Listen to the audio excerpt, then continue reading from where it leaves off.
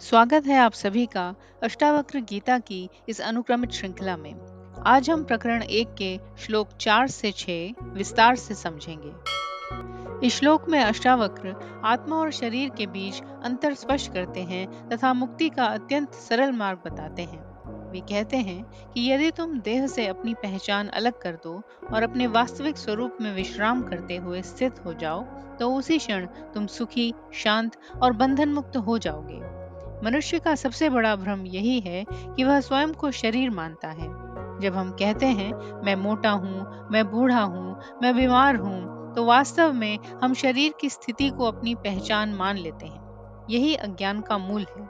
अष्टावक्र कहते हैं कि यदि तुम इस गलत पहचान को तोड़ दो और यह जान लो कि मैं शरीर नहीं हूँ, मैं केवल चेतना हूँ जो शरीर और मन का साक्षी है, तो तुम्हारे सारे बंधन उसी क्षण टूट जाते हैं। शरीर परिवर्तनशील है। बचपन से लेकर वृद्धावस्था तक यह निरंतर बदलता रहता है। मन भी बदलता है, कभी खुश, कभी उदास, कभी आशावान, कभी निराश। परंतु मैं जो इन परिवर्तनों का अनुभव करता हूँ, वह न कभी बदलता है और न ही नष्ट होता है। वही चिति है, शुद्ध आत्मा जो हर अनुभव की साक्षी है। अष्टावक्र का कहना है कि मुक्ति पाने के लिए किसी लंबी साधना, तपस्या या जन्म जन्मांतर की प्रतीक्षा नहीं करनी पड़ती। मुक्ति तुरंत मिल सकती है। बस शर्त यही है कि साधक अपनी दृष्टि को बदल दे। जैसे ही वह यह देख लेता है कि वह शरीर और मन से परे शुद्ध चेतना है, उसी क्षण उसे गहन शांति और आनंद का अनुभव होता है। साधक को बाहरी वस्तुओं, विचारों और भोगों में शांति खोजने की आवश्यकता नहीं है। जब वह भीतर लौटकर अपने साक्षी स्वरूप में टिकता है, तब वास्तविक विश्राम और सुख प्राप्त होता है। यह स्थिति साधक को संसार के उतार चढ़ाव से परे ले जाती है। बाहरी घटनाएं आती जाती रहेंगी, लेकिन साधक अपने भीतर स्थिर, शांत और मुक्त बना रहेगा। अष्टावक्र बताते हैं कि मुक्ति कोई भविष्य की घटना नहीं है, बल्कि वर्तमान क्षण का अनुभव है। साधक को बस अपनी पहचान बदलनी है, शरीर और मन से हटाकर आत्मा और चेतना में टिकानी है। जैसे ही यह परिवर्तन होता है, मुक्ति उसी क्षण अनुभव में आ जाती है। इस श्लोक का संदेश अत्यंत व्यावहारिक है। यह बताता है कि दुख और बंधन का कारण बाहरी दुनिया नहीं, बल्कि हमारी गलत पहचान है। जैसे ही हम अपने असली स्वरूप को पहचान लेते हैं, सारे बंधन टूट जाते हैं और हम सुख, शांति और स्वतंत्रता का अनुभव करते हैं। यह श्लोक हमें सिखाता है कि मुक्ति पाने के लिए कहीं बाहर जाने या विशेष साधना करने की आवश्यकता नहीं है। हमें केवल यह जानना है कि हम शरीर नहीं, बल्कि शुद्ध चेतना हैं। जैसे ही हम देह से भिन्न होकर आत्मा में विश्राम करते हैं, उसी क्षण हम शांति, आनंद और मुक्ति को पा लेते हैं। फिर अष्टावक्र आत्मा की वास्तविक पहचान बताते हैं और यह स्पष्ट करते हैं कि आत्मा किसी भी बाहरी पहचान, भूमिका या सामाजिक ढांचे से बंधी नहीं है।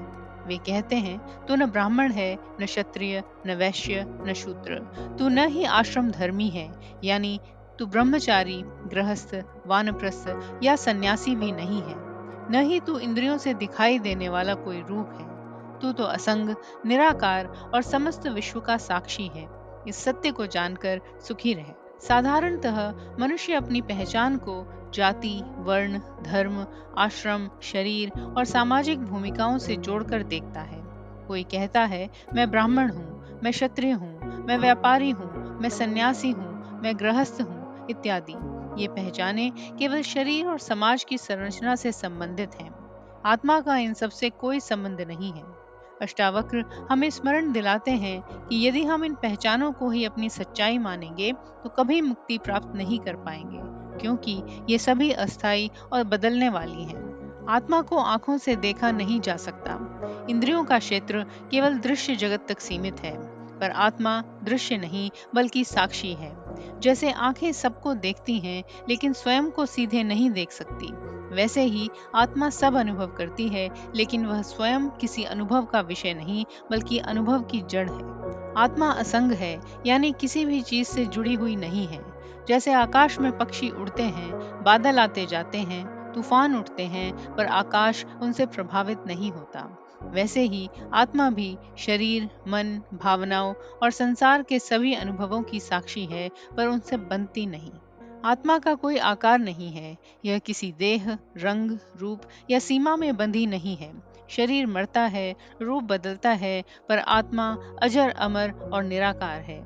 यही कारण है कि इसे जन्म और मृत्यु का बंधन छू नहीं सकता। आत्मा केवल व्यक्ति का ही साक्षी नहीं है, बल्कि संपूर्ण जगत की साक्षी है। जब साधक अपनी चेतना को शरीर से परे अनुभव करता है, तो उसे महसूस होता है कि वही चेतना संपूर्ण सृष्टि में व्याप्त है। यह अनुभव अद्वैत का अनुभव है, जहाँ व्यक्ति और जगत के बीच का भेद मिट जाता है। सुखी भव यानी इस सत्य को जानकर आनंदित रहो। मुक्ति कोई भविष्य की उपलब्धि नहीं, बल्कि आत्मा के वास्तविक स्वरूप की पहचान है। जब साधक यह जान लेता है कि वह न वर्ण है, न आश्रम, न शरीर, न रूप, बल्कि निराकार, असंग, विश्व साक्षी आत्मा है, तो वह तत्काल मुक्त और आनंदमय हो जाता है। इस श्लोक का मूल संदेश यह है कि हमारी सच्ची पहचान सामाजिक ढांचों, शरीर और इंद्रियों से परे है। हम असंग, निराकार और विश्व साक्षी आत्मा हैं। इस पहचान में स्थित होने से ही सच्चा सुख और मुक्ति मिलती है। फिर अष्टावक्र साधक को आत्मा की सर्वोच्च स्वतंत्रता का बोध कराते हैं। वे कहते हैं, हे विभो, धर्म और अधर्म, सुख और दुख, ये सब मन के विचार हैं, तुम्हारे नहीं। तुम न करता हो और न ही भोगता। वास्तव में तुम तो सदा से ही मुक्त हो। मनुष्य जीवन में सबसे अधिक उलझा रहता है धर्म और अधर्म तथा सुख और दुख के द्वंद्वों में। कोई कर्म करता है तो सोचता है यह पुण्य है या पाप। कोई अनुभव आता है तो सोचता है यह दुख है या सुख। यही विचार उसे निरंतर बंधन में डाले रहते हैं। लेकिन अष्टावक्र कहते हैं कि ये सब मानसिक अवधारणाएं हैं। आत्मा का इनसे कोई संबंध नहीं है। धर्म, अधर्म, सुख, दुख, ये सब केवल मन की दुनिया का खेल है। आत्मा न इनसे प्रभावित होती है और न इनका हिस्सा बनती है। आत्मा किसी भी कर्म की कर्ता नहीं है। कर्म शरीर और मन करते हैं। आत्मा केवल उनका साक्षी होती है। जैसे सूर्य केवल प्रकाश देता है, लेकिन खेत की फसल उगाने या किसी वस्तु को जलाने का कर्ता नहीं बनता, वैसे ही आत्मा भी केवल चेतना देती है, लेकिन कर्म का कर्तापन उसमें नहीं है। आत्मा किसी सुख या दुख की भोक्ता भी नहीं है। जब हम कहते हैं मैं दुखी हूँ या मैं आनंदित हूँ, तो वास्तव में यह मन और शरीर की स्थिति है। आत्मा तो केवल इन अवस्थाओं को देख रही है। यदि आत्मा भोक्ता होती तो उसका स्वरूप भी बदलता रहता, लेकिन आत्मा सदा एक रस, अचल और अपरिवर्तनीय है। अष्टावक्र यहाँ एक बहुत गहरा सत्य उजागर करते हैं। आत्मा कभी बंधी ही नहीं थी।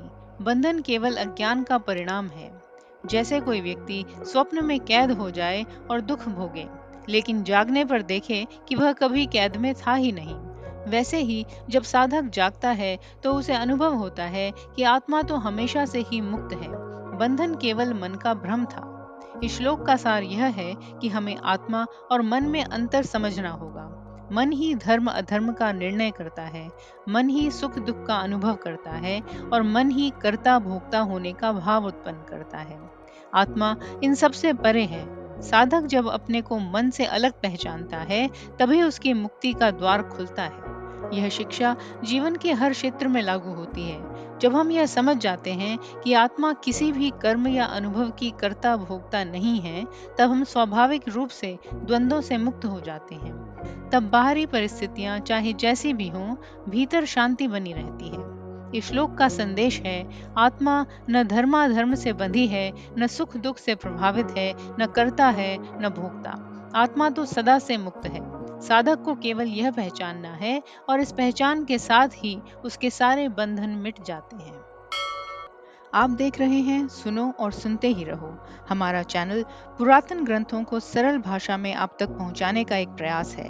कृपया चैनल को सब्सक्राइब कीजिए और हमारे साथ जुड़िए। हम हिंदू धर्म ग्रंथों, साहित्य और इतिहास में से प्रेरणादायक कथाएं आपके लिए लाते रहते हैं।